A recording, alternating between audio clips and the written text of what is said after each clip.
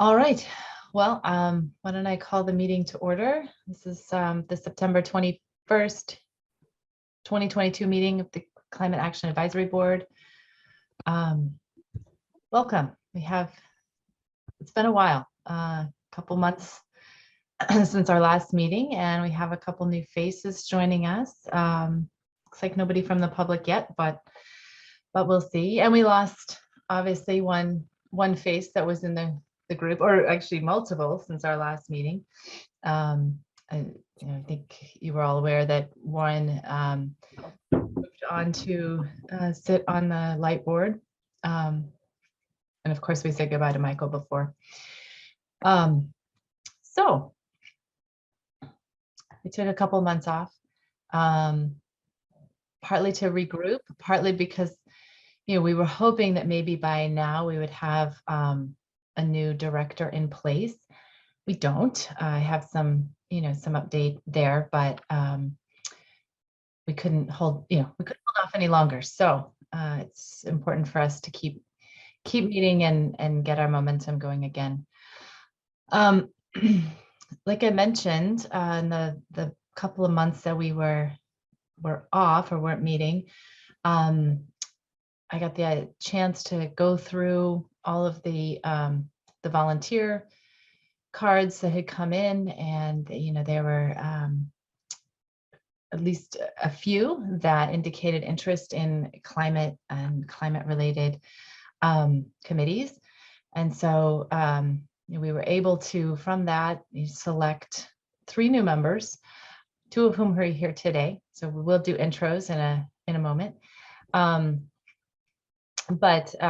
Yeah, so I think that's good news. There's still more to be said on the membership front that I want to explore just a little bit with the group tonight, and figure out if we want to look further at our charge, and because I don't know that we're yet meeting the charge as it stands regarding membership. But at the same time, we didn't want to lose interest from people who are interested in this board and willing to serve. So, at this point, this is kind of where we're at. All right. Well, with that, why don't we go ahead and I will share my screen, share the agenda. Hopefully you all got a chance to take a look at it. We're going to do intros first, and then we'll come back around to the meeting minutes from the last meeting. Hopefully we can do that and that doesn't violate any open meeting law that I'm aware of. But I think it's important that we all know each other, or at least know names and start to recognize faces. So I'll start, and then we'll go with our existing board members, and then we'll move to our new board members. How does that sound? All right, so I'm Courtney Eaton. I have been on the board now for, I think, 3 years. I think it's my 3rd year, so I'm on my 2nd appointment. I work in I work in infrastructure, but I have a special interest in sustainable infrastructure and bringing sustainability concepts and decision-making into that realm. Particularly, I work on water and wastewater systems. So I am Envision certified, which is a sustainable infrastructure rating system, very similar to LEED. And I work to apply it where clients and towns and cities, and I'm currently working on an airport, are interested. So that's sort of how I bring my interest in climate action into the mix, and how I couple that with my professional existence, if you will. Yeah, and I took over chair in, I'm forgetting, sometime last year. I think it was January, from Jake, who was the previous chair before me. So I'm going to hand it to Jake and have him do a quick intro next. Hey everyone, especially obviously to the new members, but it's also been a while since we've all connected, so it's good to be back. I am the scribe today, I believe, the clerk, if you will. Please. So I'm going to be trying to make sure I capture all of the key thoughts here, but just for introduction's sake, so Jake Swenson, live in town, 140 Nut Meadow Crossing. I think I've been on CAB around 3 years as well. I think I term off in 2024. As Courtney mentioned, I was prior chair and then member before that. And I work in sustainability for Staples in our headquarters in Framingham. So I lead corporate sustainability there, and was really excited to get involved in a new community. We moved to Concord about 5 or 6 years ago. So excited to get more involved at the community level. And yeah, so that's a quick intro to me. Great. Who should I pass it to? Maybe John? Yeah, hi. I'm John Baldock. I live on Stowe Street in the center.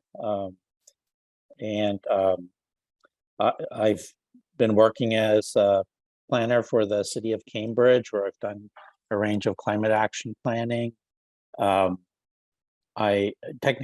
retired, but I've been working part-time, but that will actually end at the end of next week.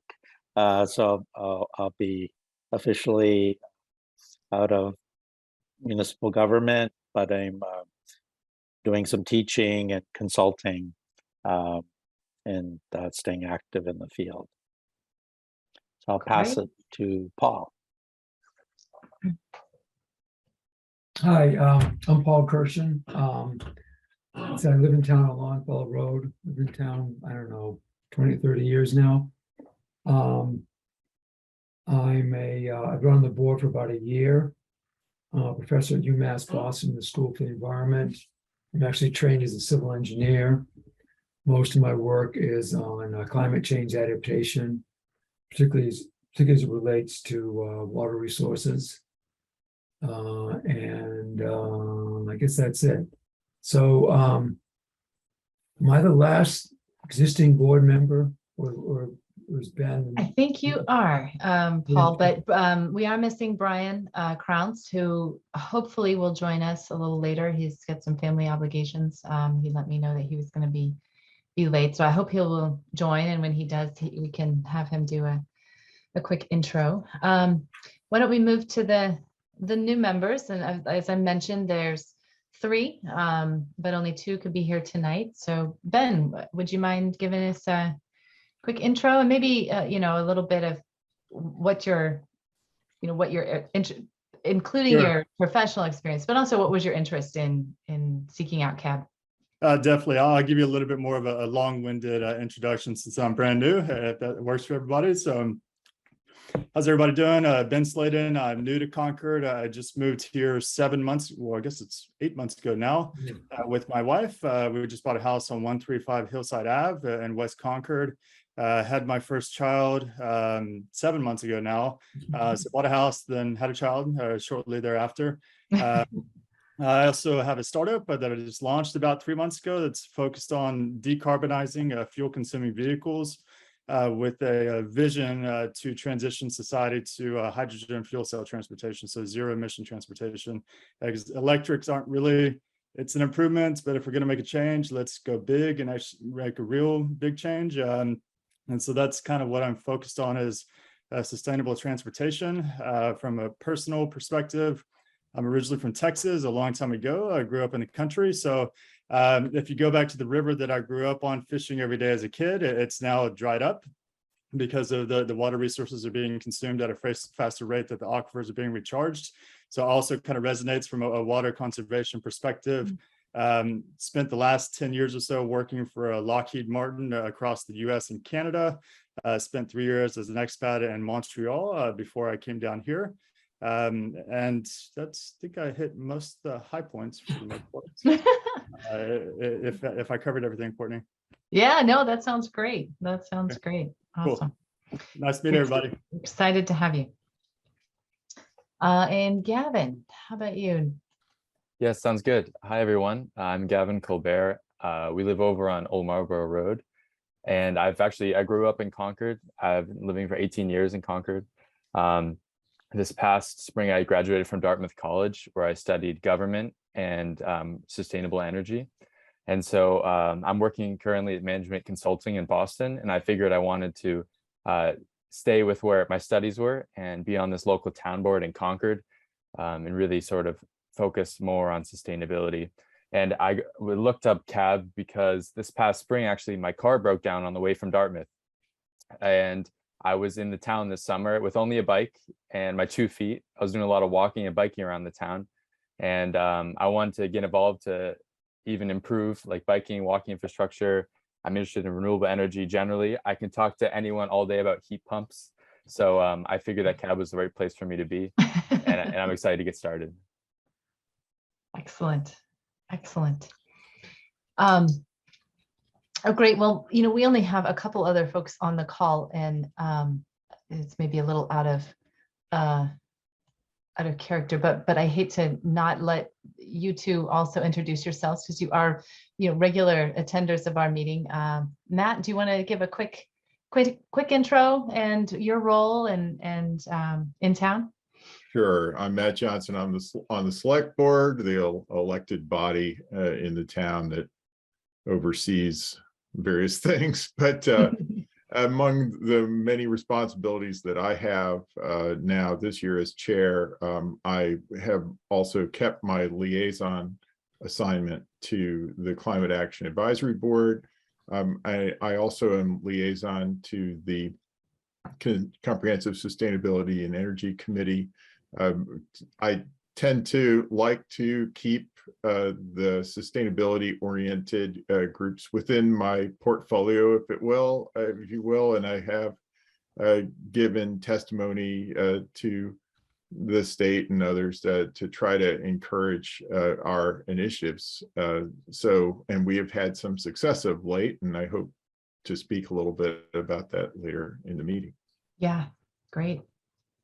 But compared to my other members of this board, I have very few qualifications.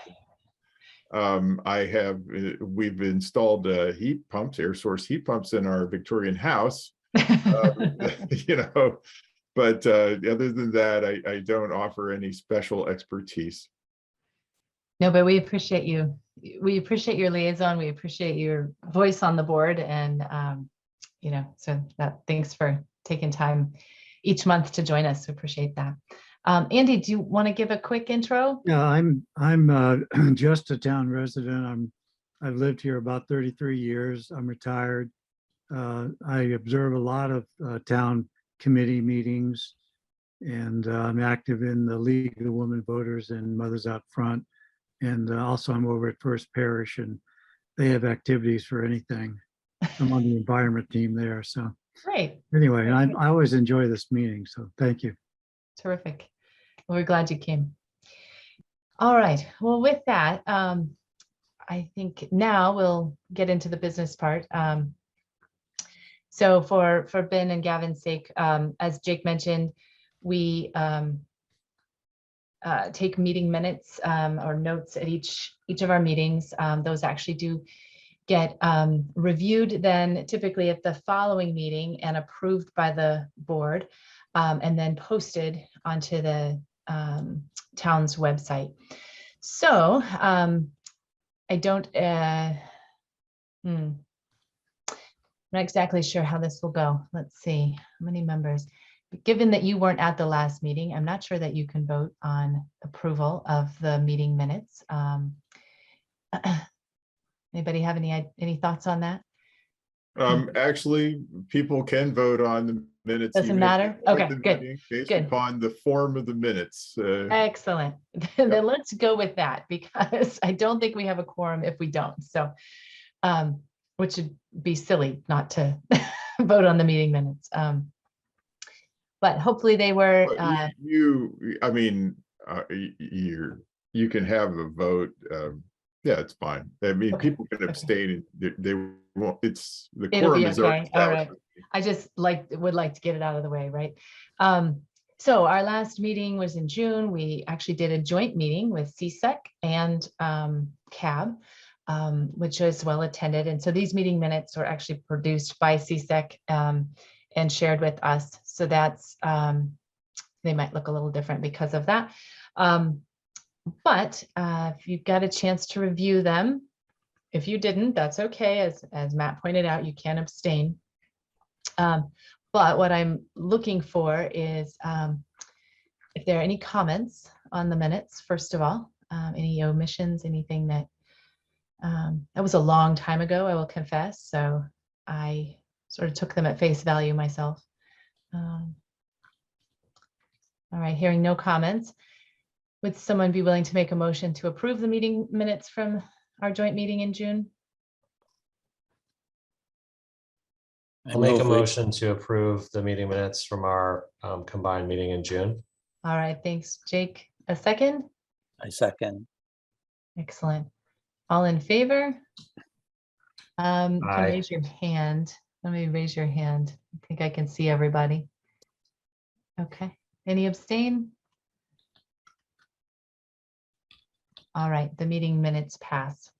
Might be the only thing we vote on tonight, but at least you got a flavor for what that looks like. So one more thing related to meetings, I put the upcoming meeting dates down below. So September tonight, and then October 19th, the 16th of November, and the 21st of December. Any conflicts that we should be aware of? I recognize we don't have everyone, but is there anything, any dates that are really poor? The one in December is a little close to the holiday, but okay, hearing nothing then. We'll stick with those dates. I did just want to throw out the question of whether in-person, trying in-person meetings again in this fall made sense. Especially now, hopefully everyone's schedules are settled down, although maybe not John, because he is not going to be retired in just a few days. So his may, who knows, right? But there is something nice about meeting in person, I will say, and there is also benefits to virtual. So I want to get a feel from the group what would be preferred kind of going into the fall.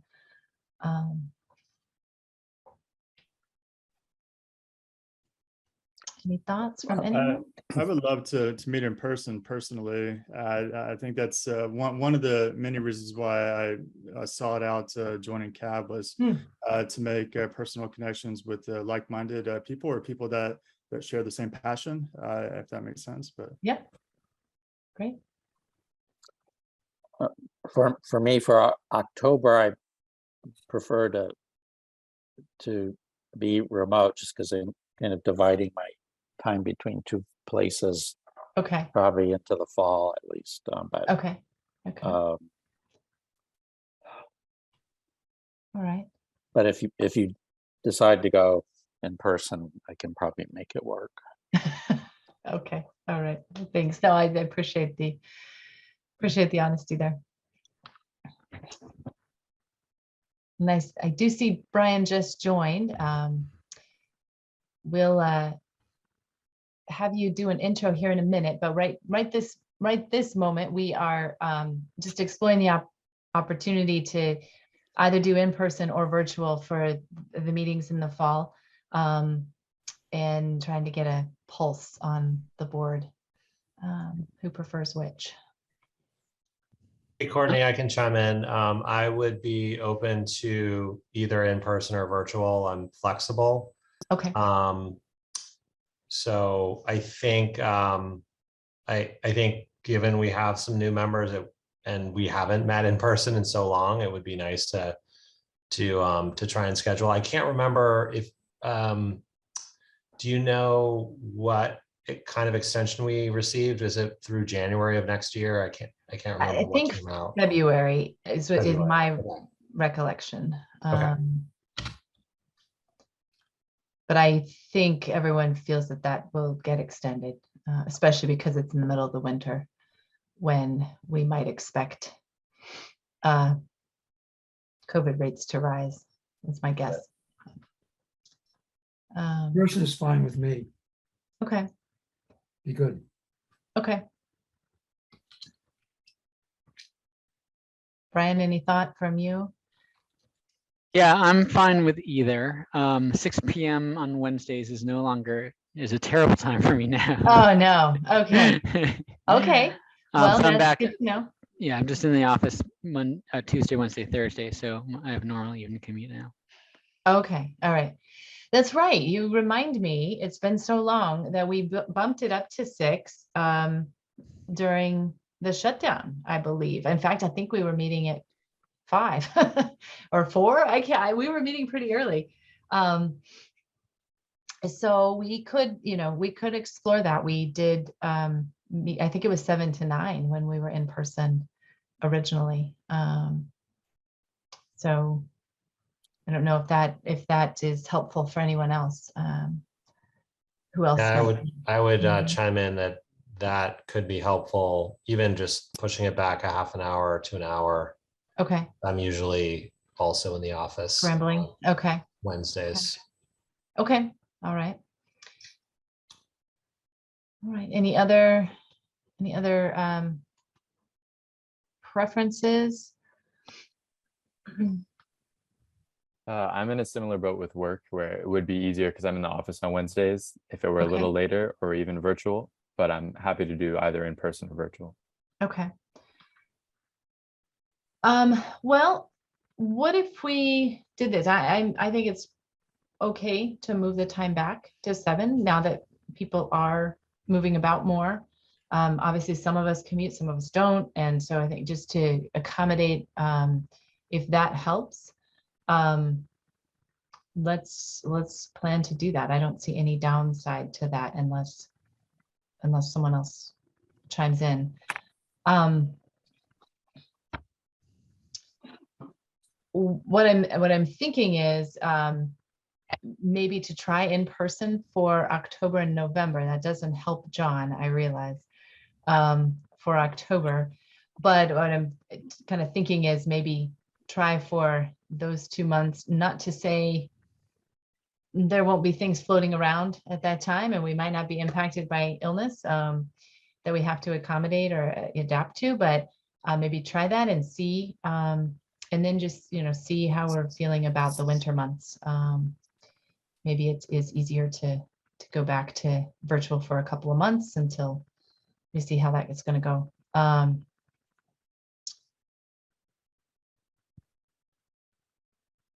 John, you want to think on it and let me know if that's going to be possible? Yeah, I can make it work. I Work mean, around it? If Okay. if there's a scheduling thing at home, then Okay. it's possible I'll just have to miss the meeting. But Okay. Okay. And we understand that that's going to happen for all of us. So okay, well let's plan for that then. At least October and November we'll aim for in person at from 7 to 9. Great. All right. Let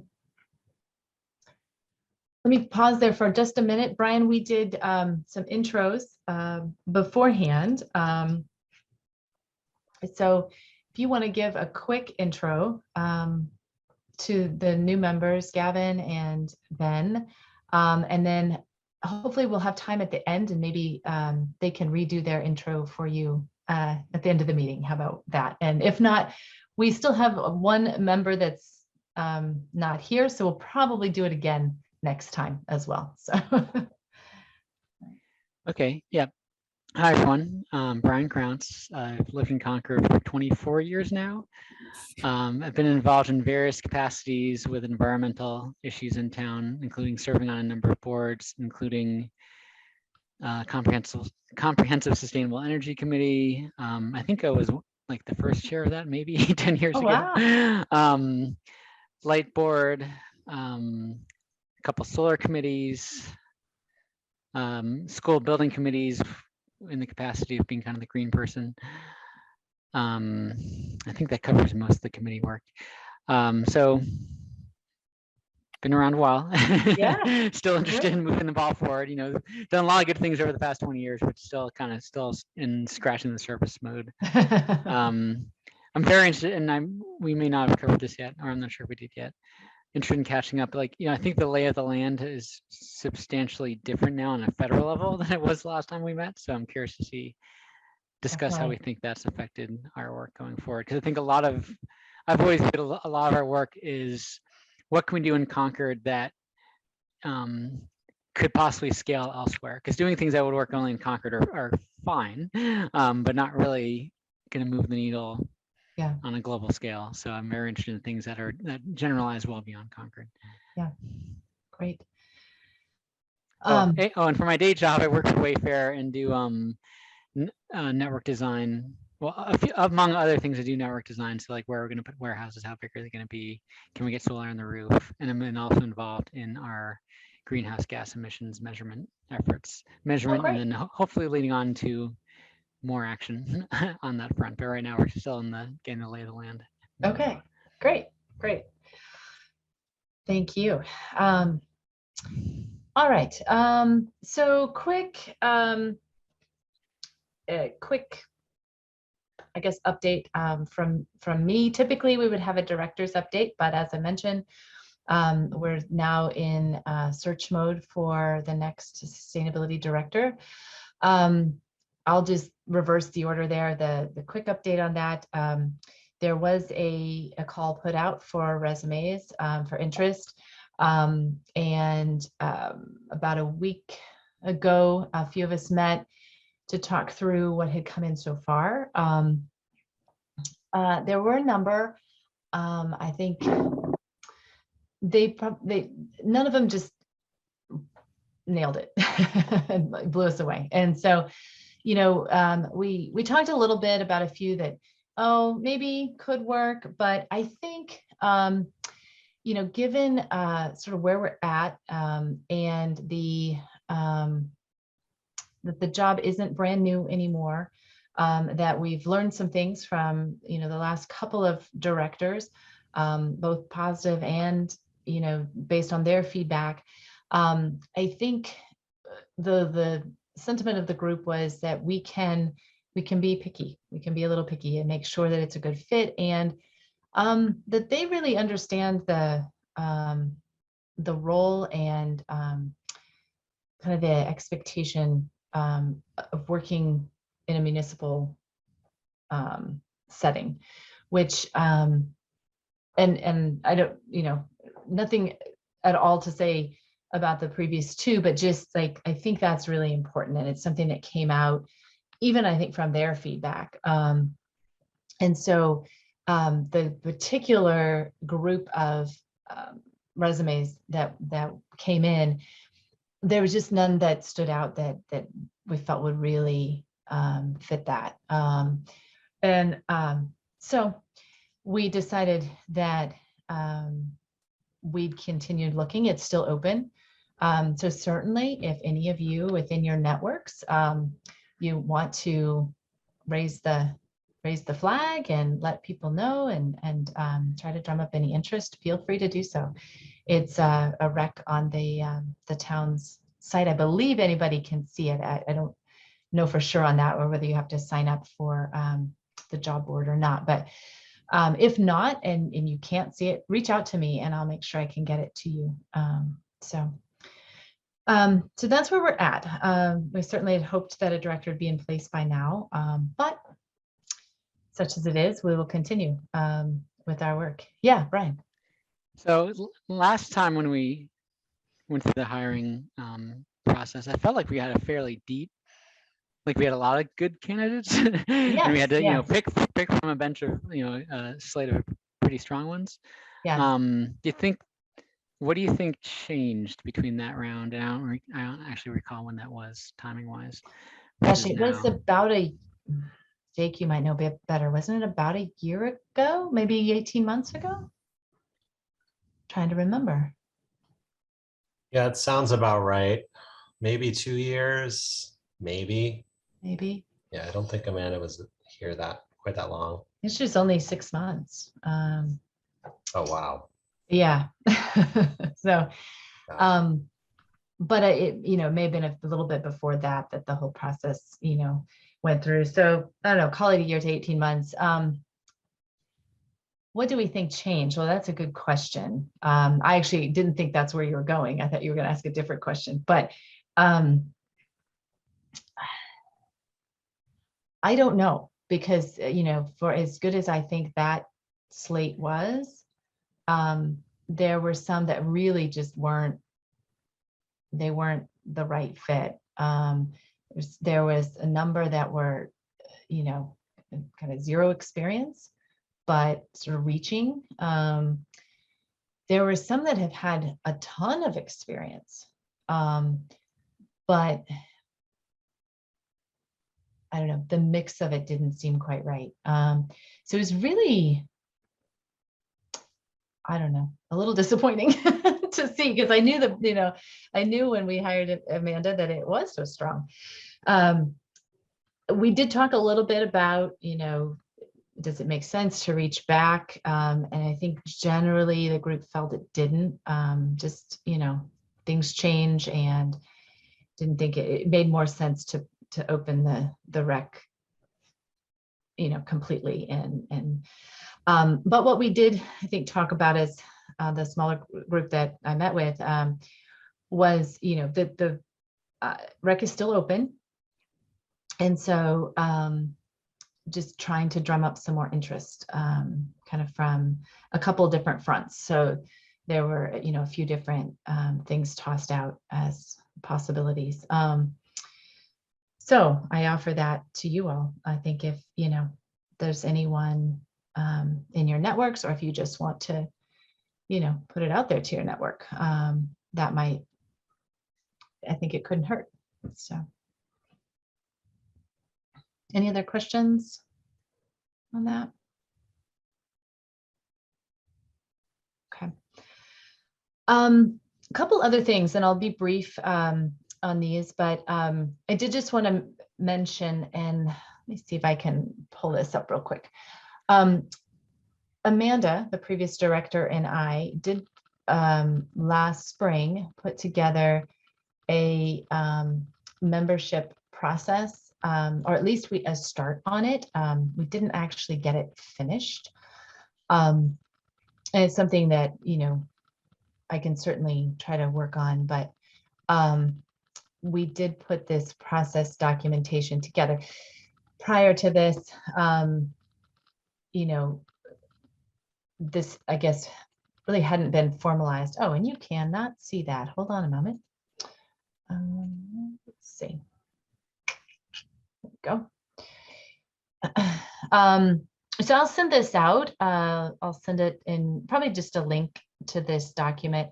But I think it'd be good, especially for our new members, to just read through this, as well as, existing members. You can remind yourselves, but we listed down some recurring timelines, kind of the town process, if you will, the annual process, and how we might fit into that. As a board, we also sort of documented the chair and vice chair election process that we didn't have even 6 months ago, as well as what happens if we have a vacant board seat. How do we address that? Listed some duties and expectations for the chair, the vice chair, the clerk, and then term limits. And then you can see we kind of stopped there. So it's, still some work to do, but I think this is useful. So before, I just want to note that this is there and that I'll send it out. We don't need to discuss it further tonight. However, I will mention that we don't have a vice chair currently. And so we're not going to address that tonight, but I just want to offer it out there. I do want to go through the process of discussing that in at least a couple months' time, because I do think that's important for now. I think what we decided is that let's see.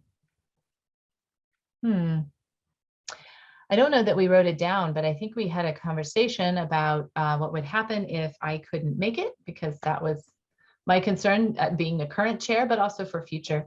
And I believe we said that it would go to the person who is next in line for clerk duties. Does anyone else recall that? Because I don't think that got documented.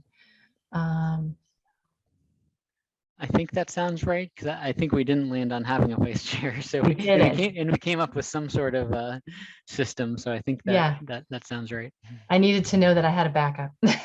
So I will include that in here, so that at least we can all remember. So, all right. So that's that. And then the last kind of business item, and it will be brief, that I wanted to bring up. And I included at the end of our packet our charge. So for new members, certainly take a read through this. You may already have, that's great. But this is sort of what governs our work. And we go back to this a fair bit. But in particular, this was something that Amanda had started to think about and discuss, at least with me. And I don't think we got to the point where we were discussing this as a board, but there is this very clear charge for membership. And, I think she was trying to figure out whether we meet that or not. And we may have in the beginning, but then I think with transition and turnover and such, I don't know that we do at this point. So I basically just wanted to raise the issue tonight, just to talk through as a reminder to everybody, what it does say, but I would like to put it on our agenda for possibly for next month to discuss and make some decisions whether we want this to stand, whether we allow it to stand and we purposely go otherwise depending on interest, or we want to adjust it. And I don't know, I think we started the conversation, but I don't know that we finished it before she made her departure. Correct me if I'm wrong in remembering that wrong, but I think well, Courtney, I think we're kind of already down this road, right? We've got a full slate of members, so I doubt we're going to kick people off. We right? do. No, absolutely not. And so that's why I'm thinking, maybe we want to adjust this so that, just adjust the language at this point. But just so that everyone knows, previously there was the people were identified, and I think with purpose, to be liaisons from these different committees. And I think it is something that we've talked about even beyond, this membership piece. So, something to think about. But I do wonder if we want to consider updating that charge. And I don't know what is included in that or involved in that. Maybe that's something that you can, help direct us on. But just so that we can continue on our way and do the work that we want to do. John, I don't know who had their hand up first, but John, why don't you go? I think Jake was first. Okay, Jake. I was just going to suggest that we take a look back at the notes from, I think it might have been a couple meetings ago when we talked about this. I think we had a pretty thoughtful discussion.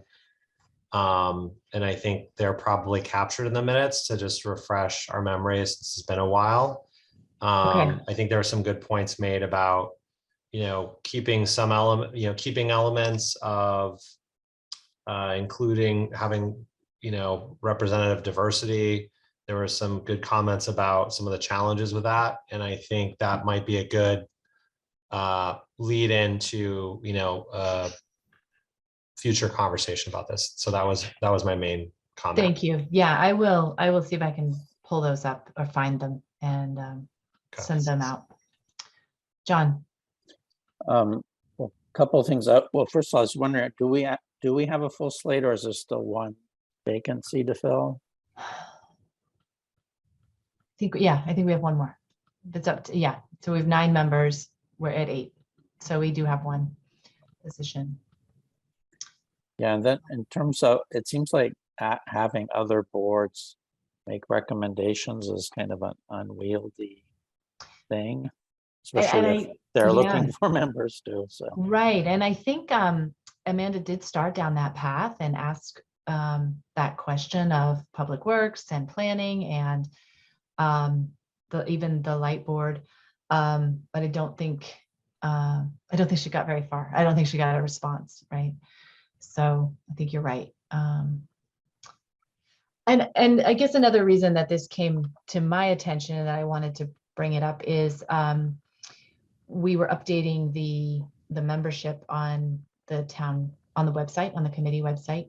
And the administrator mentioned that I think Matt is the official select board liaison, which isn't really mentioned here, not that it needs to be, it's fine. But then she mentioned that we had a liaison from the planning department or board. I'm not 100% sure which. That was news to me. And she was asking me if that still stood. And I said, I don't know. I have no idea. So I did reach out to, I think it's Haley Ortel, is that right? I'm not sure if I'm getting the last name right. To ask her about that. And she had no knowledge of that either. So I think this is where we're just trying to, button this up as best we can. So I will, for my part, pull up the notes from that previous conversation, snip it out and send it to the group so that we have that for the next time. And yes, we still have one member seat open. So. All right, I think we clearly meet this last bullet. I think we're fine there. So there's no issue there. And we can maybe make arguments that we meet some of the others as well with our current membership. All right. So with that, we'll go back to the agenda. And I will stop talking. Paul has a question. Actually, in reading the minutes, several things happened over the summer that just curious what happened. Like there's an intern from UNH. Did that actually occur? There's some other things as well. So I wonder if there's any updates on some of the things that were mentioned in the agenda.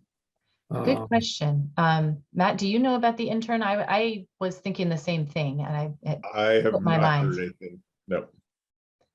So do you think that didn't happen when Amanda left, or do you think, I mean, I don't even know? information. No. Okay. I What are could ask? I could certainly ask. Yeah, what are the other things, Paul? Because There was also a hazard mitigation plan. I think John Bolduc was working on that and representing us. okay. What's going on with the middle school. We talked about awards for sustainability of someone in the town. Just a bunch of, let's see, I guess those are the ideas. Well, I think John can probably speak to the mitigation plan.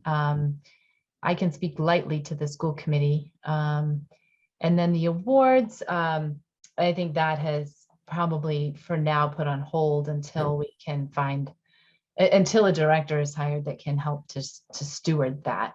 But I will say that I'm continuing to do a monthly meeting with the CSEC chair, although we haven't for the summer because they were in transition and we were in transition.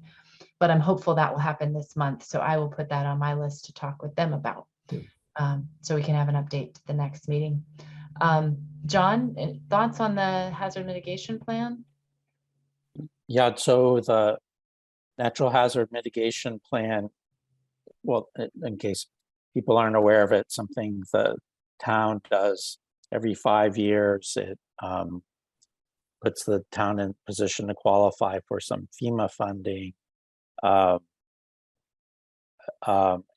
and so the process is going on. There's a committee, mostly of town department representatives, and Amanda had asked me to sit in since she knew she was departing, so she wanted the climate perspective there, and I had some experience before with the similar process in Cambridge.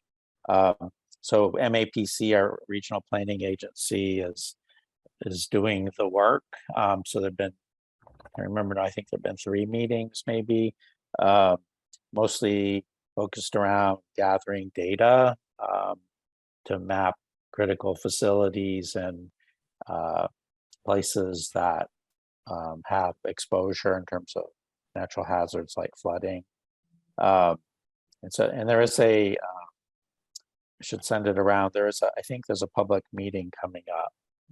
Matt probably knows better than I do, but I'll send that around. So, but that process is happening. Okay, great. The middle school meeting or the middle school committee, what I can say, and this was an agenda item, I think later on the agenda, but we'll bring it up now, that we were invited to send a representative to the sustainability committee in lieu of the director, since usually it was Amanda. I did notice that Brad Hubbard Nelson is on that list. He was on the invite list. So he might possibly be, attending those anyway and could be our liaison. However, he's out of the country. So I was going to see if anyone else was interested in joining. The meeting is tomorrow at 4. They meet monthly on Thursdays at 4 p.m. I have a conflicting meeting myself, but if no one else can attend, I will attend, just so that we make sure we kind of hear what's going on there and get an update. I know there's lots of discussion, Matt, you probably know that much better than we do, related to building cost and that sort of thing. But I can't say I know, I have a real-time update on the sustainability committee until tomorrow. So that's that. So Courtney, Yeah. I'm not sure how to raise my hand yet on the Zoom, so I'm looking for that button. Apologies to interrupt. Yeah, that's But okay. quick question on that. On solar, is geothermal being tossed out as a means of powering the middle school as opposed to solar, especially with the federal tax credits going on right now for geothermal? That's a good question. And I know they've done a lot of looking at that, but I don't know that I can answer it, Ben, but I'll look into it. We'll come back with an answer to the group. Yeah, I don't think Matt, do you know? in the scope right now. I mean, I do think that scope was defined without reference to that new federal bill, but the project from a capital perspective is really up against some hard limits. And so the thing that we're really working hard to do now is just to assure that we retain the commitment that was made at special town meeting to make this a net zero ready building. But, beyond that, people have suggested other kinds of systems, including geothermal.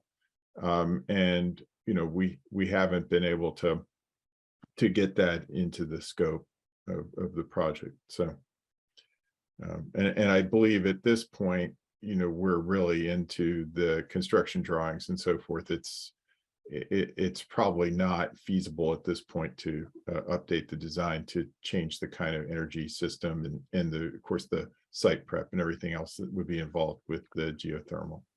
So it's just missed opportunity, I guess. It's I can jump in on this. I did participate in a conversation with the sustainability committee a while back where they had looked in some detail at geothermal, kind of as part of the analysis of air source versus ground source heat pumps.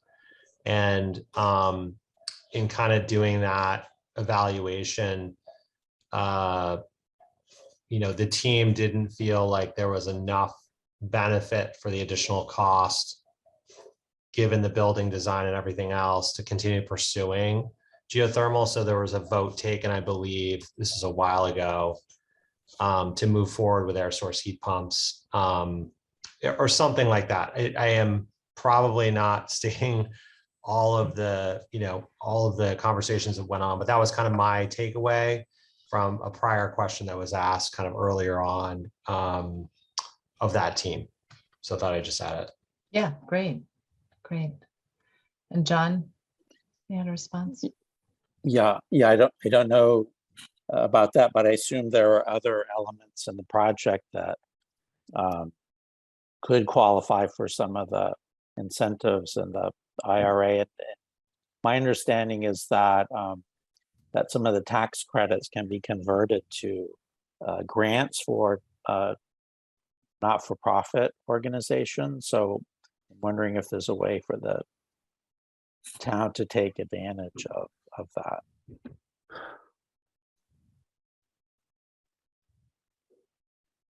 A good question. Yeah, I think there was, to John's point, I think there was some email communication from, I don't know if it was Brian Folds or others, that basically said that this is really, IRA was really good news for the town, because those funds, some of those funds could be used for things like if the light plant wanted to deploy solar, it could really make a big difference in the financing kind of options that the town has access to, versus necessarily having to go with a PPA type of arrangement with a solar company. Like there may be more flexibility for an ownership model and those sorts of things.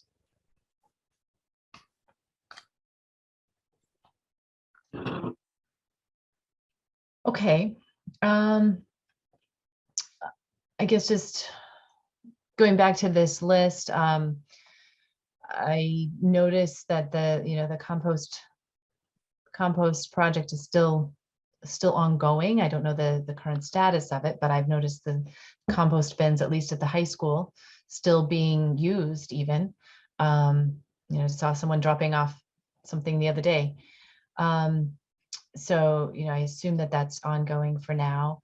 I don't know, Matt, do you have any update on the fleet electrification study? Because that was the last thing that Amanda shared, I think, with us as a group. Where did that land? well, I do believe that the town is executing against that in their procurement. Great. So yeah, that plan is, I think, our plan of record for acquiring vehicles in particular. Yeah. Okay. Yeah, Ben.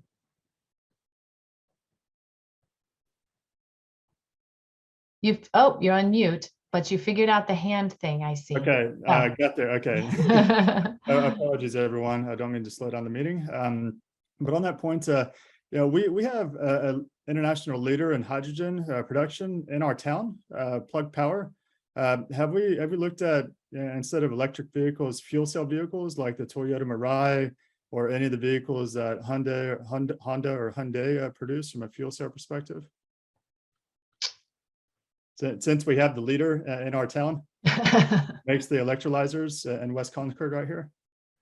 I don't know. That's a good question. I can certainly share with you the study and see. I don't recall that was looked at, in the study, but it's something we could talk about further. I think for now it was focused on electric. So. Yeah. Okay. Fair enough. Thank you. All right. With that, good question, Paul. But I do want to make sure we get to, I guess, the, move on with the agenda, make sure that we get to a couple of these other things. So some things have changed. Brian actually alluded to that. Some things have changed, significantly at the federal level, and also at the state level with this clean energy and offshore wind bill that was passed. And I was hoping actually that Matt, you could provide a bit of an update. We did send around the letter that that went out, was at the end of August. I shared that with the group.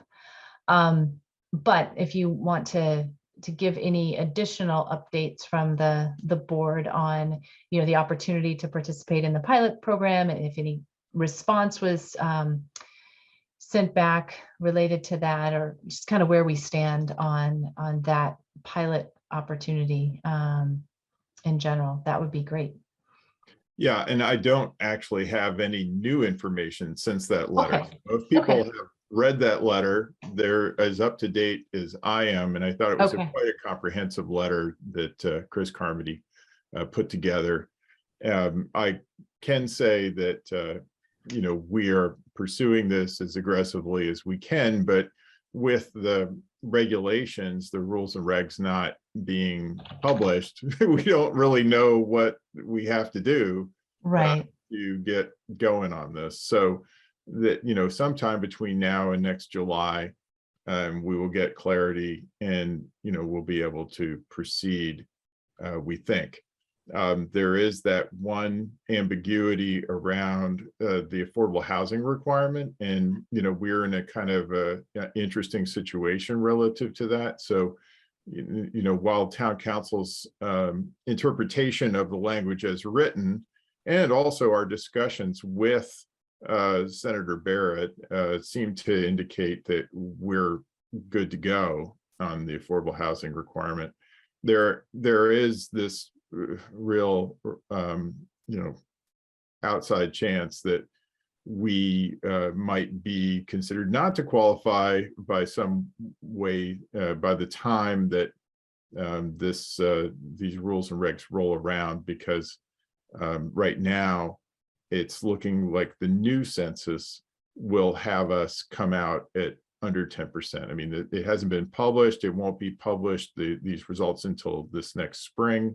But because we don't have any big project that's going to carry us over the line between now and then, we at that point would be below the 10%. Now, again, we may already have qualified, so that might not matter under this legislation. We don't know. So that's probably the biggest open question right now.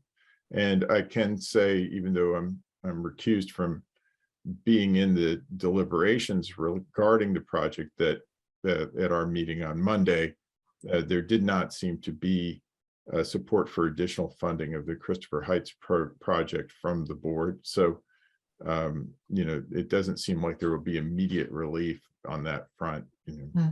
So that's where we're at. Okay. What questions or comments do the CAB members have related to kind of all the, at least that in particular that's transpired over the last couple of months since we last met? And then whether there are any potential steps that we should take or think about taking related to that, or if it's just a waiting game at this point.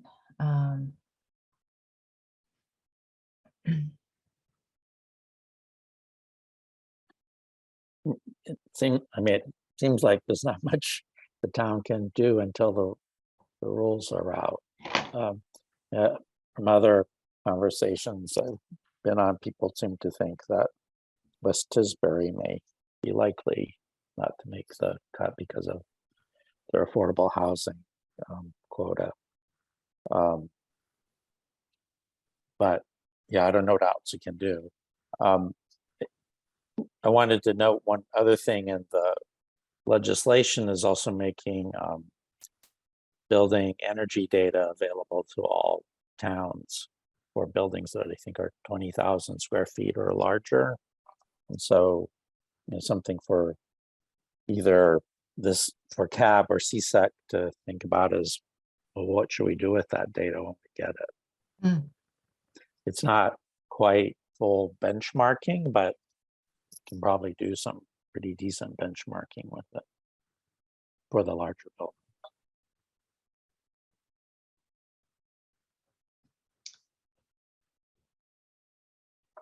Yeah, Matt.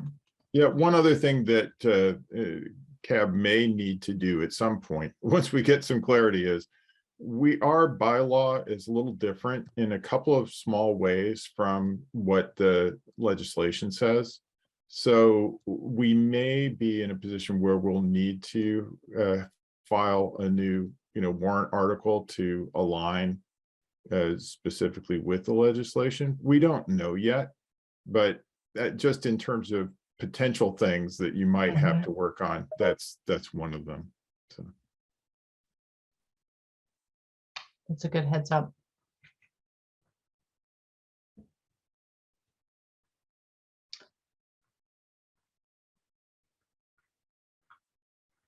Any other questions, I guess? To make sure.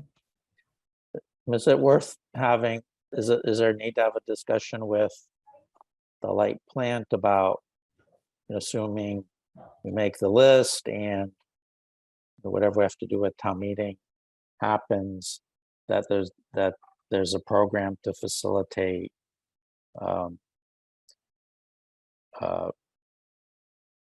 developers complying with the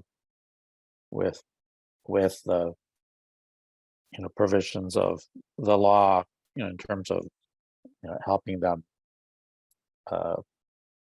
incorporate the non-fossil fuel technology into their projects. I think the first line of contact will be the building commissioner, because we probably wouldn't issue building permits, Right. unless they complied. But then you're right that might then make the developer go, well, now what do I do? Right. So yeah, there might be something there. Yeah, and I don't know if in certain parts of the town there'll be issues with the level of electrical service. In the cities, it's an issue, but I don't know at Concord whether it is or not. Brian Folds said that there is plenty of capacity, so that front is very nice to hear. Yeah.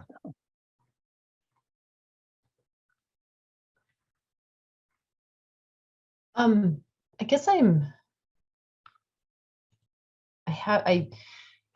because I am wondering, I don't know a lot about this this development that is being discussed pretty heavily.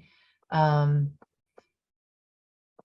you maybe just say a little bit more about that, Matt? Like the opportunity there, is there, or maybe there is no opportunity there around the affordable housing question? It's just, I don't know if you can just expand on that a little bit more for my benefit than maybe others. You mean just how can we possibly make sure that we're meeting the 10%, or? Well, yeah, I guess, it sounded like there was an opportunity, but maybe not with that new development. Yeah. Yeah, I mean, and the complexity there is there had been an agreement with the developer that they wouldn't seek additional funding. The town's already committed to $2+ million of funding to the project. They're seeking another $1 million. I see. Okay. And yeah, so based upon kind of that prior agreement, as well as the additional funding, and there are some members, I guess, have concerns about it being a for-profit development and all that. Again, it's a little awkward because I am near a butter. Got it. Okay. The only thing between me and that project is plug power. So So, Got it. I can't, I wasn't privy to all the discussions the other night, but I did hear at least the outcome so Okay. far. Fair And enough. there isn't a final outcome yet. There hasn't been a final vote, but Okay. Yeah. Well, it sounds like, there's, because there's just still a lot of questions related to this, even though this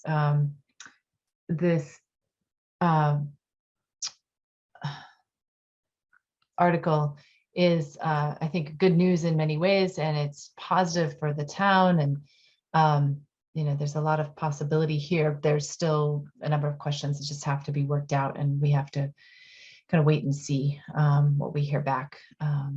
yeah, but I mean, if you read it, it says, as of December 21st, 2021, Exactly. on that date, we were Yeah. compliant. Yeah. Except Let's hope for now, that's the case, right? retroactively, due to the 2020 census, we might be deemed retrospectively to not have been compliant on that date.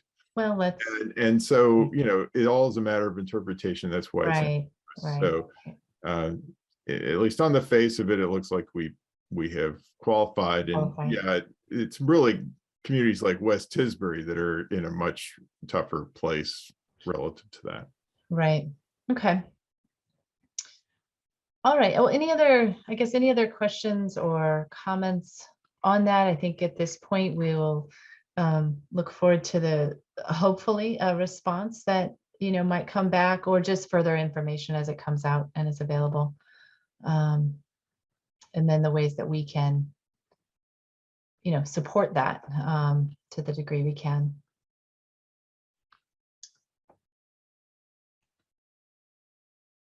All right. Hearing none, then I did want to take a little bit of an opportunity. It's been, so obviously it's been about 3 months since we've done some check-ins, and if I can just take a few minutes for Gavin and Ben's benefit.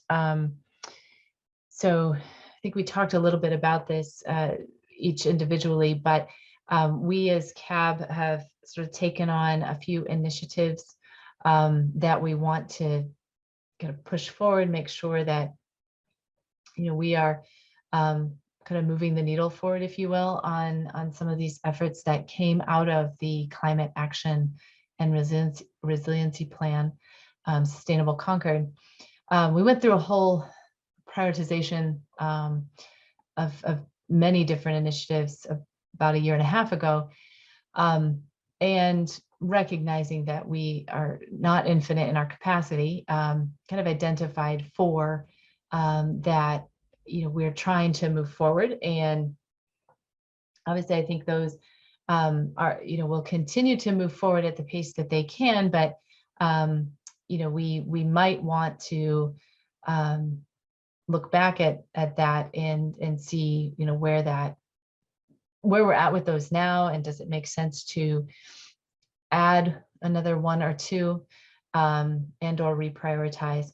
But I'll save that conversation for another day. I think today would be great if we can do some quick check-ins, or even longer if you have more to share. And particularly I also wanted to discuss as a group what steps we might do to move forward on the financing one, which is the initiative that Warren was in charge of, but kind of leaving that, I think, either in our hands or between us and the light board. I'm not exactly sure. So we can talk about that as a group at the end, if possible. Jake, do you mind starting us off? And if you don't mind, again, just for the benefit of new members, and Right. just give a quick overview of what this initiative was. Sure. Is about, I should say. Yeah, so I had done some research a while back on residential energy labeling programs, or what we're calling home energy score. The Department of Energy has a official program on this that they're trying to get a variety of communities to adopt. A number of municipalities have labeling programs. including Berkeley, Portland, Oregon. There's a program in Vermont, but it's a little bit different. And there's various flavors of this. And then there's also labeling programs and evaluations that are done primarily on newer homes, like the HERS rating, which is often incorporated into kind of newer homes, all of which kind of give an overview of like what's the energy performance of the home and what kind of an asset rating of, you know, the average use of this home. This is kind of the energy performance relative to other homes. And then most of them also now layer in kind of carbon emissions impacts. And because in Concord, about, I think it's like over 50%, maybe 54% of the impacts of our town from a carbon emissions perspective occur in the residential sector, residential homes. We discussed as a group that this is, you know, potentially one way to tackle trying to accelerate investment, energy efficiency and renewable energy investments by homeowners in town and give them visibility to, you know, whether you're buying a new home or you're in an existing home, how efficient is it relative to other homes that are similar, and what actions can you take? And the nice thing about a variety of these programs are they actually lay out, you know, those specific actions that a homeowner could take and what those likely could cost and the benefits that those could provide in terms of energy efficiency and carbon emissions reductions. So I've done some initial research and it kind of presented to the group and then got some feedback and have been very, very slowly continuing to refine that. I don't have, unfortunately, I don't have a great update. I haven't been able to make as much progress as I'd like this summer on this. I did have a couple meetings with Amanda, of course, right before she left. And she did connect with ENE, which is, you know, the organization that the Light Plan is part of, and you know, does a lot of different consulting work for municipal light plants. And they do have, and I believe they perform various audits for specific homes that are heated by specific fuels. And then we have another partner called Abode, I always do that, who handles other audits.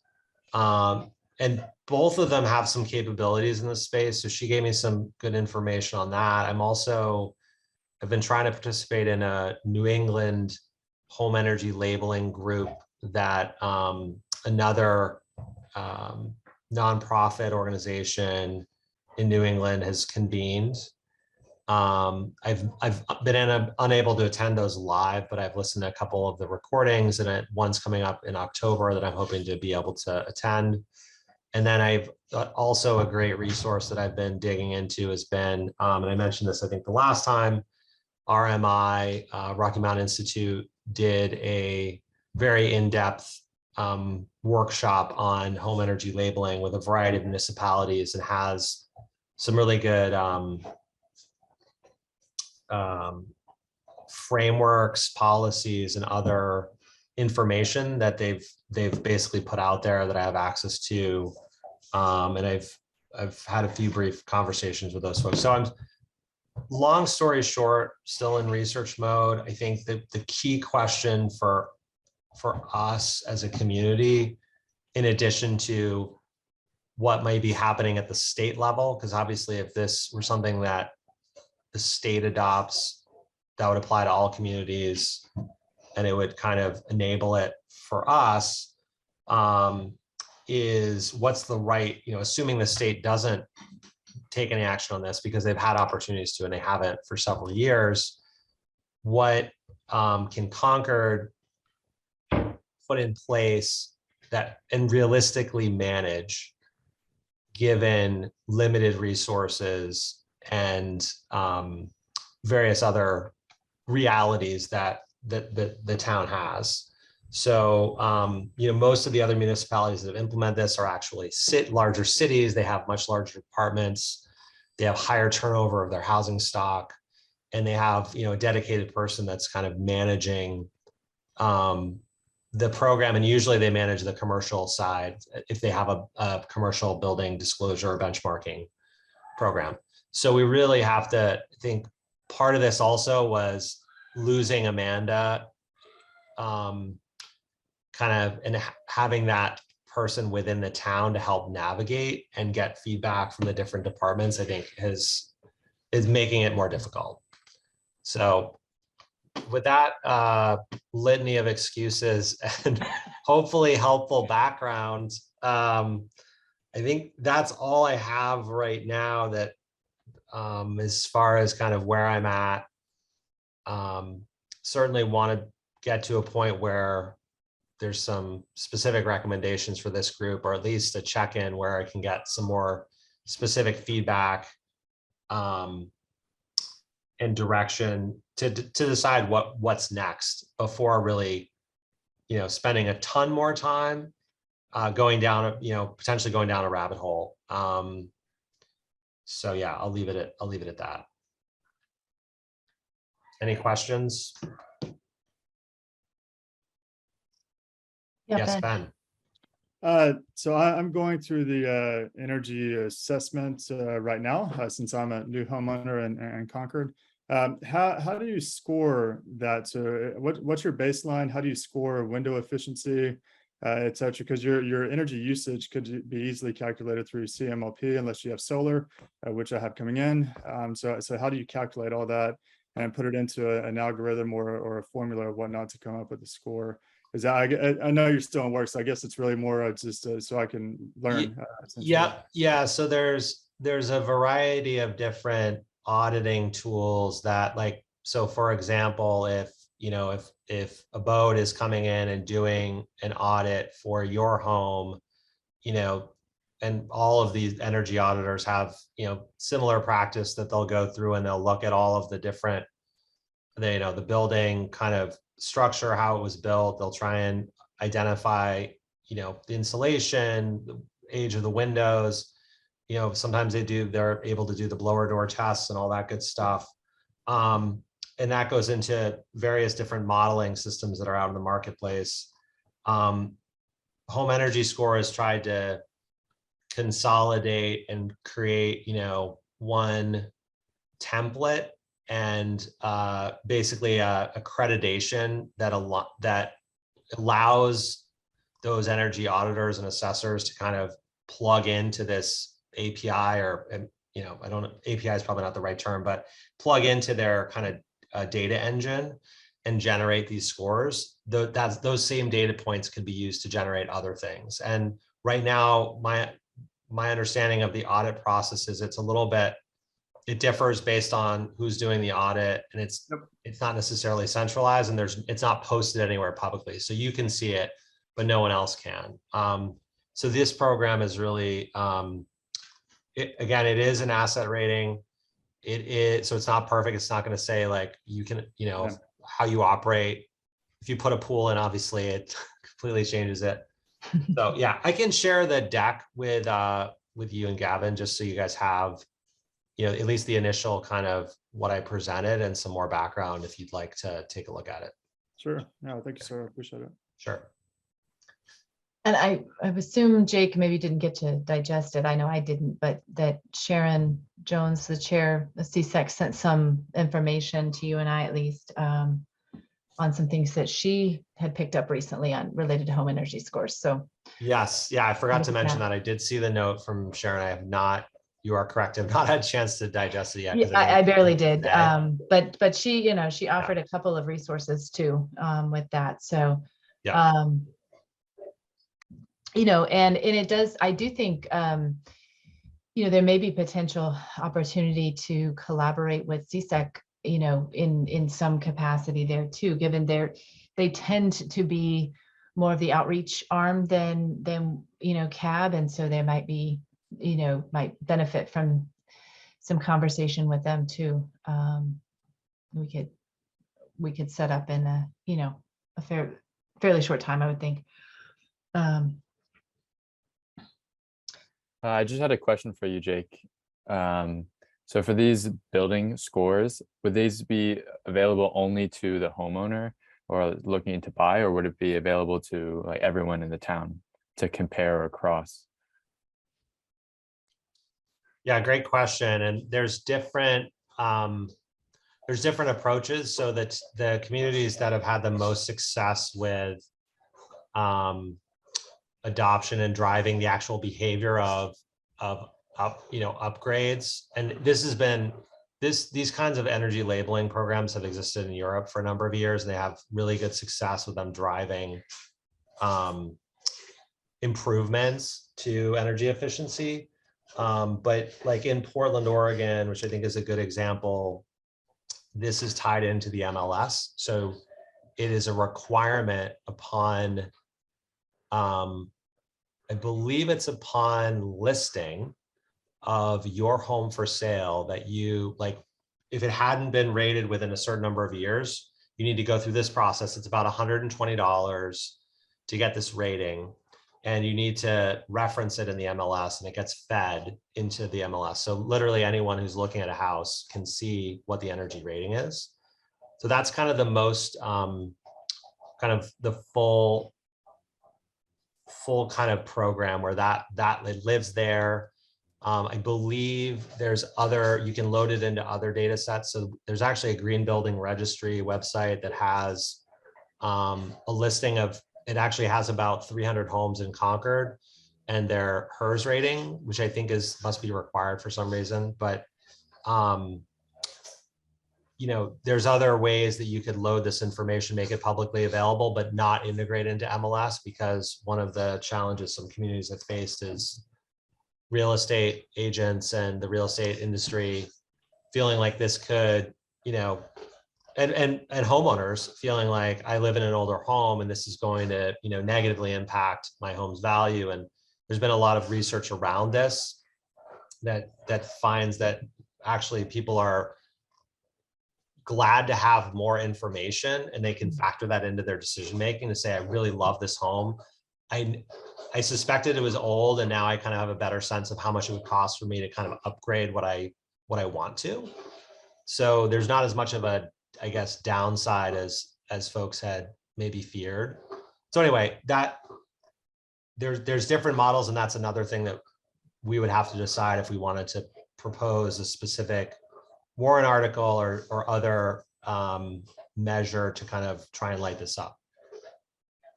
Okay, interesting. Thank you. Yeah, I actually was in New York City this summer, and I found it interesting that a lot of the businesses, the commercial buildings, they had a rating of their energy efficiency that was posted on the outside, almost like a health score for a restaurant. And I thought that was kind of an interesting approach. And I know that maybe if people in Concord knew what their neighbors' homes, how efficient their neighbors' homes were, they might be more competitive. So obviously we wouldn't be posting, I mean, maybe, but posting numbers in people's yards saying how efficient their home is, but maybe more transparency would be better. So it's an interesting thing to look into. Yeah, and I think given we have the light plant, as the sole, like everyone's presumably using some electricity from the light plant, being able for them to be the communicator and even providing some sort of benchmarking on a regular basis. I think there's different ways to potentially look at this that run the gamut, if you will.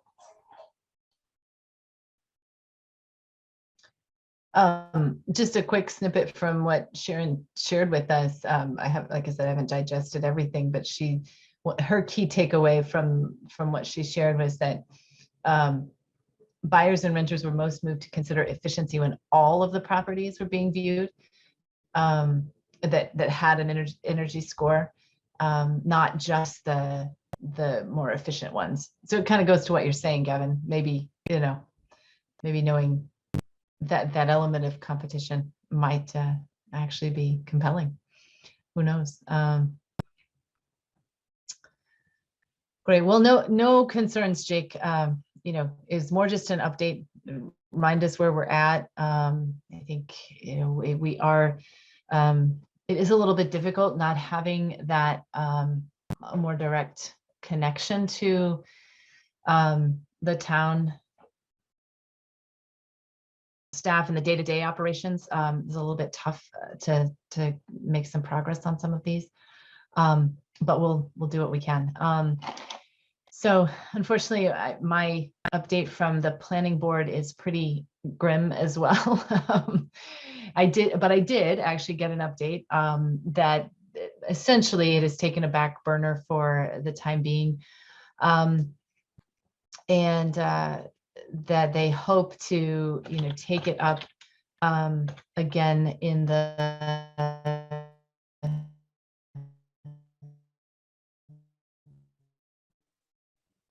the fall. I did mention that, it'd be great if we could have Hallie Hallie attend our meetings as our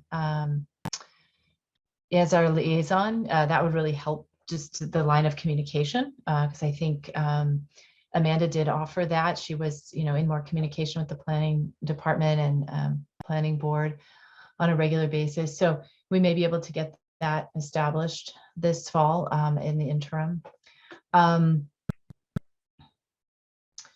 So, I think basically what I understand from what was shared is that the site plan review draft is still in progress, which I believe was an effort to incorporate some sustainable checkpoints in that site plan review. I also asked about sustainable development guidelines, and I think that was something that surprised her. So I want to circle back with her to understand, if there had been a conversation there or not. I thought we had talked about that at one point as CAB, in addition to the site plan review improvements, but she seemed to not be aware of that. And so, so I think, again, seeing if we can figure out how to get a more regular communication between CAB and,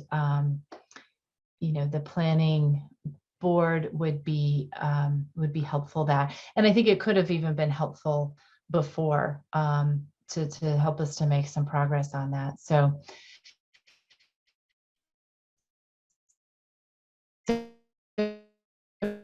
explore that, continue to expand and get her attention to it.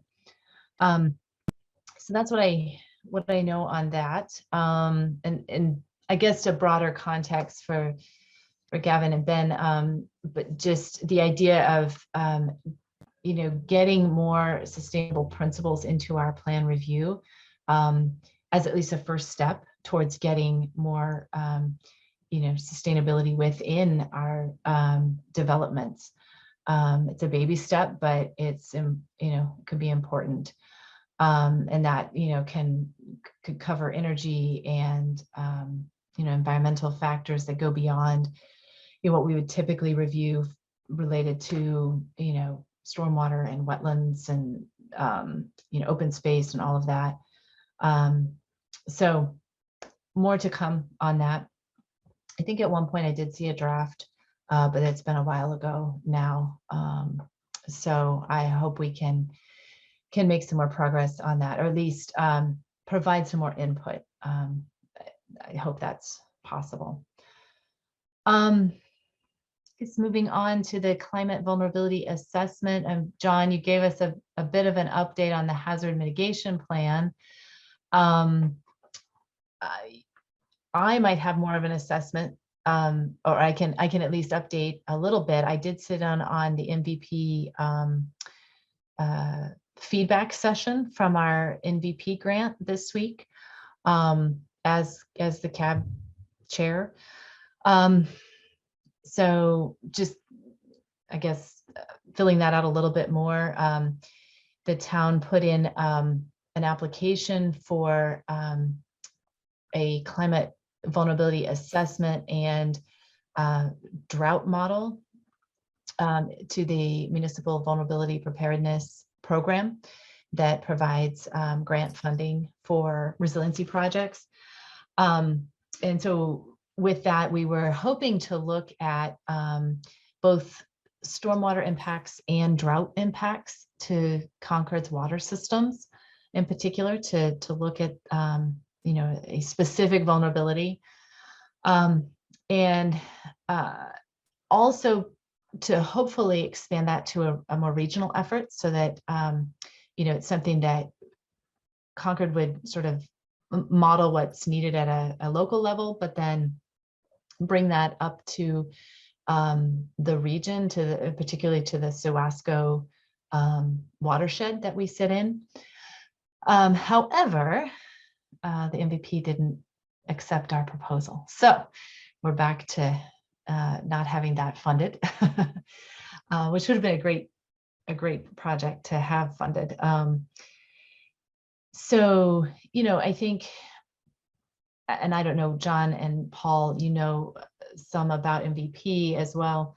I think there's really a shift in that funding opportunity to go towards one very action-oriented project. So that was one feedback that we got, that this wasn't very action-oriented. It was much more planning. It's still planning. I take issue with that. I don't think it, you know, I think you have to have the modeling done before you can do the action. But we said that it didn't seem to matter. Not that we were gonna change her mind.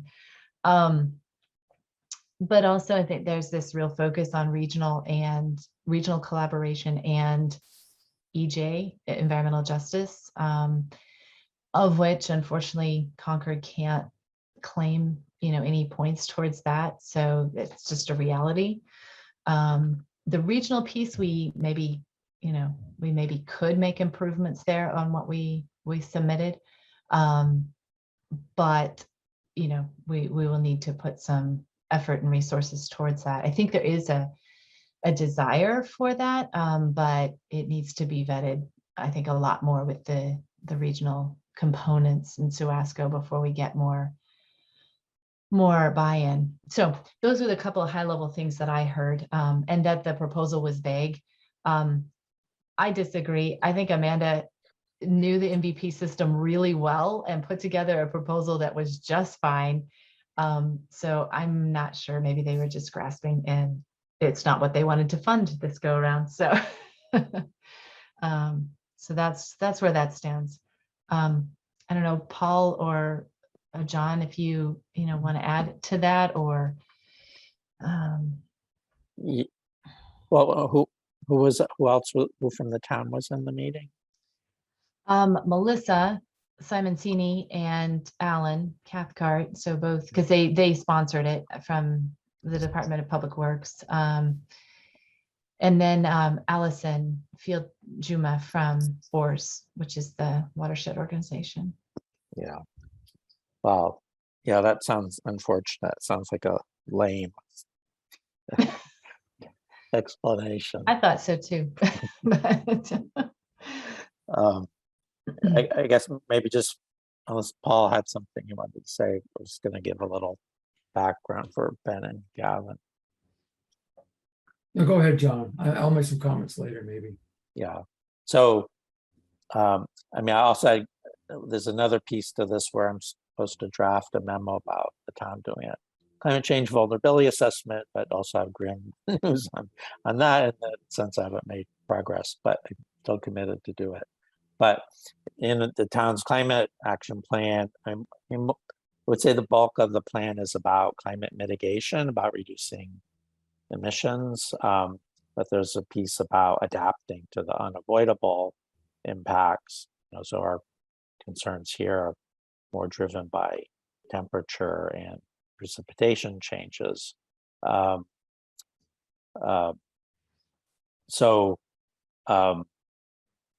the town does participate in the Municipal Vulnerability Preparedness Program, which is the state MVP program that provides grants like the one we just didn't get. But and I heard the other day, like 97% of towns and cities in Massachusetts are in the MVP program now, which is probably more an explanation why we didn't get the funding. But so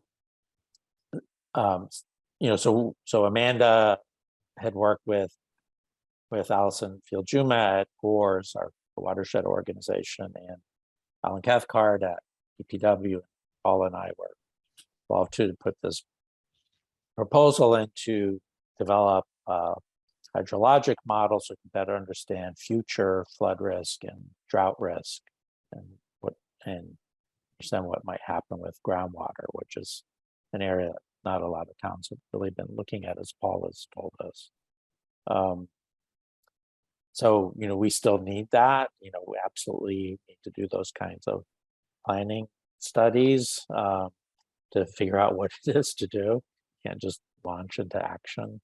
But so I'll have to find a way. But then the other piece was also having I think it would be a good idea, at least in my opinion, for town to do a more robust climate change vulnerability assessment to understand our risks better and then build our planning on that.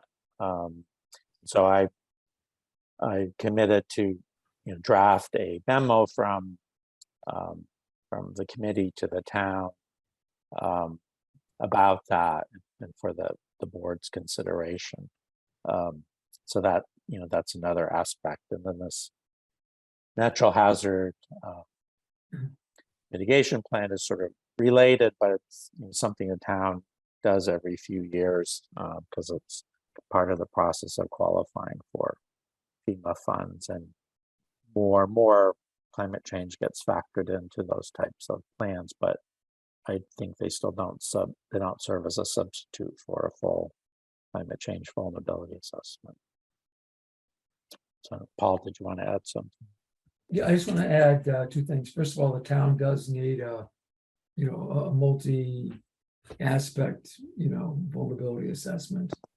And, I think the MVP program does fund those as a town. So perhaps we should recommend the town apply for that. In terms of the water, I know the DPW director is, very interested in broader water issues. The idea of, integrated water resource management. I think he actually wrote something at one point on that. And maybe the town itself should just fund that study as part of a water supply management study. And the other thing is, though, originally the MVP proposal about flood and drought management and groundwater management was to be a regional proposal, and some of the other towns didn't want to get involved, so we just volunteered ourselves. We might go back and revisit that, particularly after this summer when we had we're in the middle of a drought. It's really high temperatures. Right. We've seen some of the impacts. Right. So we might go back and revisit that with Allison, the possibility of that. Yeah, I definitely think there's more to come on that. So, Yeah. Well, John, I don't know if it's something that's bubbling to the top now that your working is dwindling down, but it might be real timely for us to start to think about that climate memo, even at a high level, just to kind of talk about what you see is needed that we don't have. The climate action plan did a little, very small, very, very high level, vulnerability assessment, but I just don't think it went nearly far enough. And so, if even it's a proposal to say, this is what we need, and this is, these are some of the funding opportunities that this might open us up to, maybe. And it is hard to say whether Concord is going to be eligible for some of those funding opportunities, as the landscape on that has changed quite a bit just in the last couple of years. So, all right. So if that's not an avenue, how do we do it otherwise? Right. Well, I was gonna. Paul's been one of the leaders with this Greater Boston Research Advisory Group assessment, looking at the latest science and on climate change and how it affects the metro area. And so I was going to use that as kind of the basis to, lay out what the latest science says about the things we should be concerned about.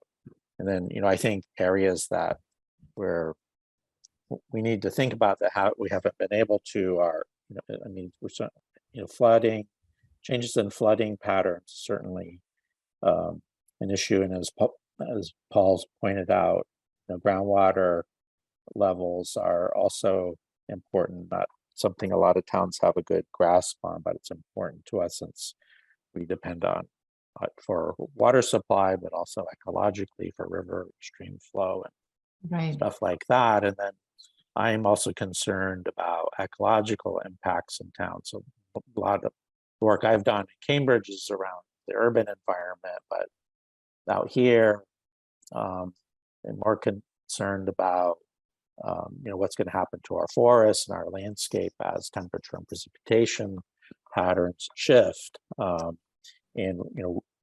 And for us to be thinking more about trying to actively manage our landscape. Otherwise I think there could be some serious effects that will really alter the character of the town. So that's sort of the general direction I'm trying to go into. I just need to spend time. Paul knows teaching takes a lot of time. Yes, I haven't taught yeah. a whole course before, and it's been taking A lot of effort, I'm sure. Yeah. Oh, one other thing, as you were talking, it reminded me, the one other key comment they had is, isn't this data already out there? Don't we know this already? So I think, what you're talking about doing would really help to identify, what are we missing? Yeah, it's a big difference between having projections about what's going to happen to temperature and precipitation and really knowing and understanding, as you know, about how that then plays out across the landscape. And you have to do the modeling. There's no other way. Yeah. No, exactly. And then what that, means as far as triple bottom line considerations, right? Yep. Okay. I just have a question on that. Yeah, Kevin. So for this proposed memo in this vulnerability assessment, this is extending on basically, so just understanding what we have currently that we're working from is the most updated assessment or plan, the climate action and resilience plan from 2020. Yeah. Yeah. But it's not a full assessment. It just starts. It was a very, very, very high level assessment of the built environment. That's largely what they did. But you'll find in that if you read through some of the recommended next steps, a lot of it is, go study this more, go look at this further, investigate this further. And we tried to make that point to MVP, but because they applauded us for having a plan and for working from the plan. And we're like, we are working from the plan. Okay. Anyway. Okay, great. Good to know. Thank you. So, all right, well, quickly, I'm just looking at the time, knowing that we, are ending at 8. So the fourth sort of initiative that we as CAB were working towards, was this financing piece. And just before Warren stepped off, he did a great presentation on the research that he had done and came up with a number of alternatives.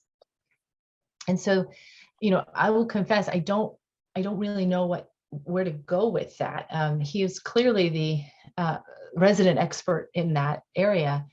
And I think did such a great job with it. And I almost wonder if it's at the point where,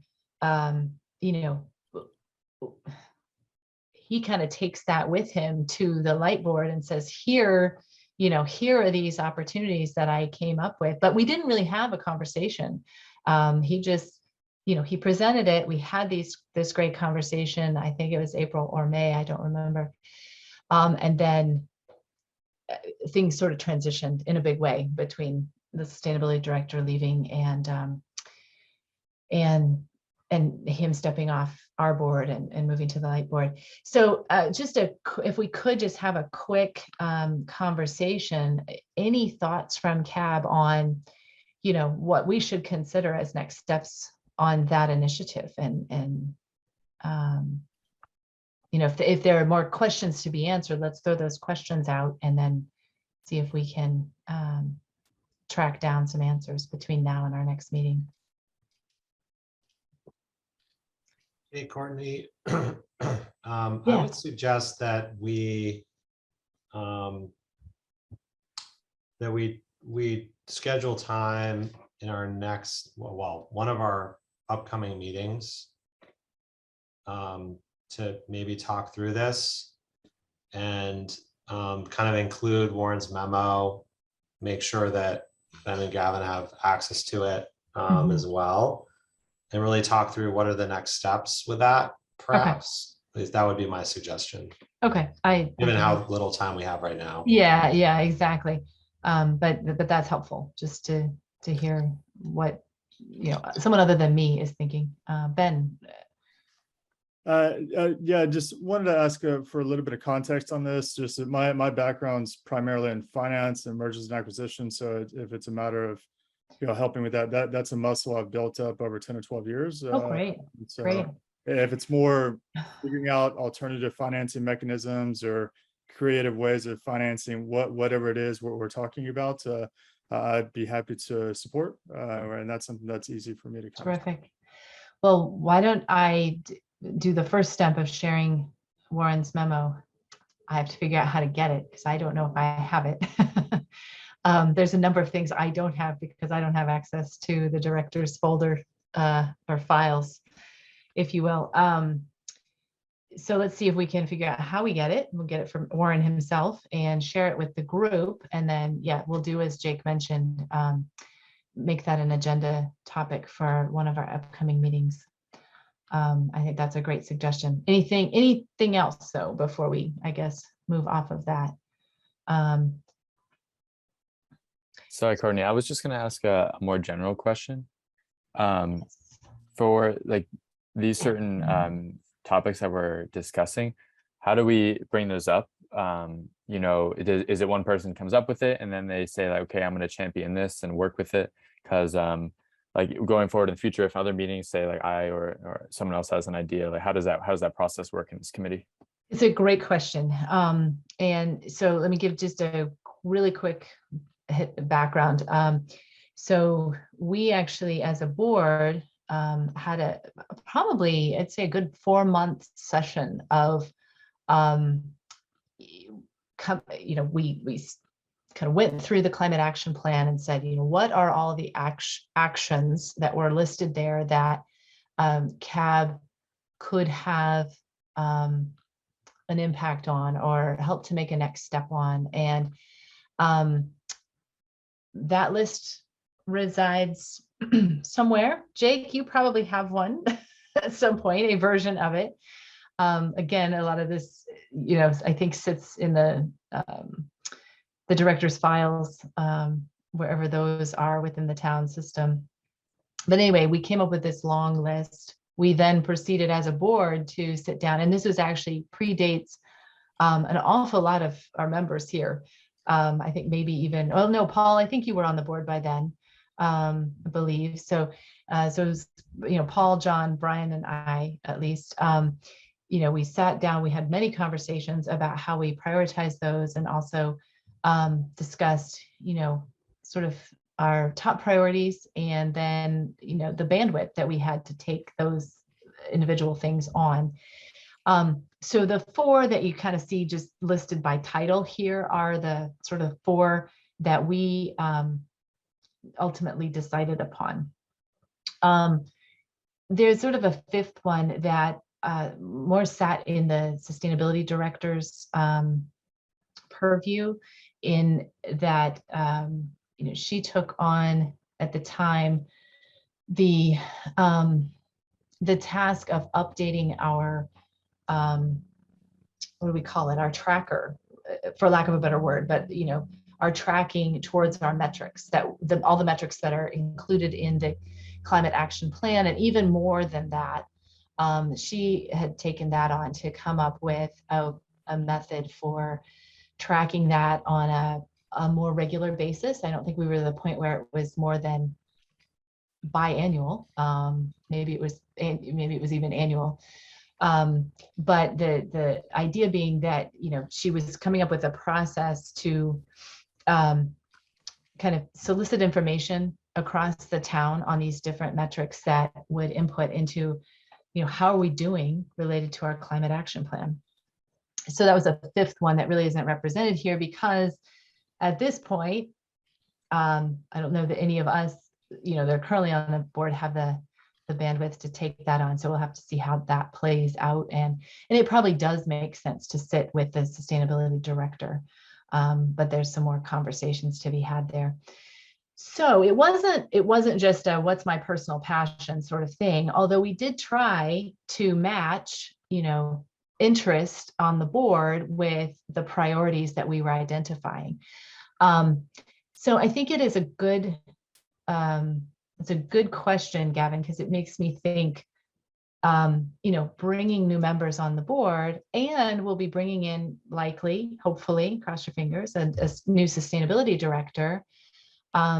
You know, does it necessarily mean that we might want to revisit those priorities? I don't think we want to just throw out the list, because that's important. That's our tie back to our climate action plan. But do we want to, you know, relook at that list again and say, you know, where's the match? It might still mean that Paul and John want to work on climate vulnerability, and that's great, and we should continue on that. And same for Jake and home energy scores. And, you know, but is there opportunity to pair, you know, our new members with things that they're passionate about as well? So I think we should actually, you know, plan to make that a future topic for discussion.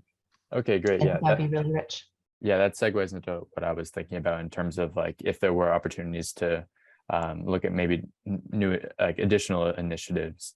Yeah. And forgive me, I know we're tight on time, but just a question on that too. Is this the board, a forum every Wednesday, third Wednesday, is this the only opportunity for the group to brainstorm? Are there other opportunities where we meet, or certain members meet to sort of just have a more brainstorming session outside of the time constraints and things like that? Yeah, we haven't explored that a lot. Okay. Partly because when more of us meet outside of this forum, we still have to adhere to public meeting laws. Yes. Okay.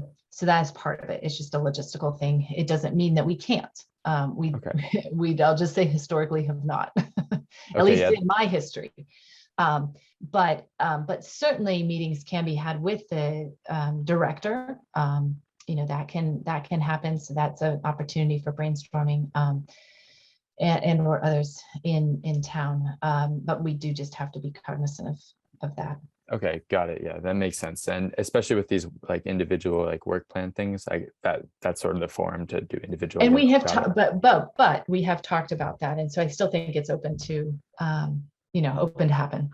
All right, great. Thanks. For the future. All right. Well, with that, recognizing that our time is short, I do want to give Brian a quick minute to put a plug in. I think he is leading up this effort. If there's any more you want to say, Brian, on the Kicks for Cancer that's coming up in just a few days, if there's any more help you need, anything related to that. Yeah, I'll keep it short. Got three things. So first, Kicks for Cancer is a big community event that raises money for specifically ovarian cancer research, and specifically funds a specific lab at Brigham and Women's. As part of that, we are aiming to do a better job. And usually at the end of the night, there's a bunch of trash everywhere. We're trying to do a better job with recycling and composting and so forth. And we're particularly motivated by, in memory, there'll be a poster for Peter Nickel, who used to be on this committee, who passed away from brain cancer in the past year. So we're motivated, especially by him, to do a better job of being a little bit greener at this big event. And more broadly, I think something we should think about, it's a small thing, but there are a fair amount of like large events in town that I think we and or the town could do a better job coordinating the waste on that, which again, isn't going to change the world, but it's something that I think would be a good thing to, you get pretty good return on effort for this stuff. Yeah. It's pretty easy to do. But one thing we're still looking for, if anyone here is available for, for a couple-hour shift, mainly to help oversee high school students who are on the green team, who are helping to like make sure people compost and recycle and do it correctly and not just throw the trash out. We could still use a little help there. We're okay on coverage, but we could certainly use more people. And I'll also just mention, this has nothing to do with climate, but there's a Mighty Moose 5K on Sunday morning, which I'm the race director for, and so that's also just, again, raises a ton of money for the same objective, which is ovarian cancer research. So again, a little far field there, but specifically for the Kids for Cancer, there's a tie-in with waste management there. Yeah, excellent, excellent. No, I appreciate that when I saw your post, and I had just signed up to volunteer to help out with more the fundraising part of the Kids for Cancer stuff in that day. But I'm going to see if I can help out too with the composting event, because I agree with you, very needed, and I was so excited when I saw your request on that. That's great. I think there's a lot more to be said about the, coordinating trash on bigger events. So I think that's something that I'll add to our list. Maybe we can discuss that, with a little bit more time at a future meeting.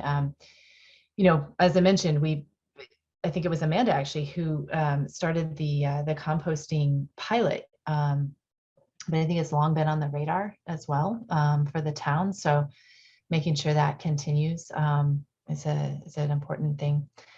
I will just throw out the ask, is there anybody that is interested and is available tomorrow at 4 o'clock to attend the Sustainability School Committee meeting? So it's a subcommittee of the school committee that focuses on sustainability. I am happy to let someone else that's available take that on. If not, I will for the team.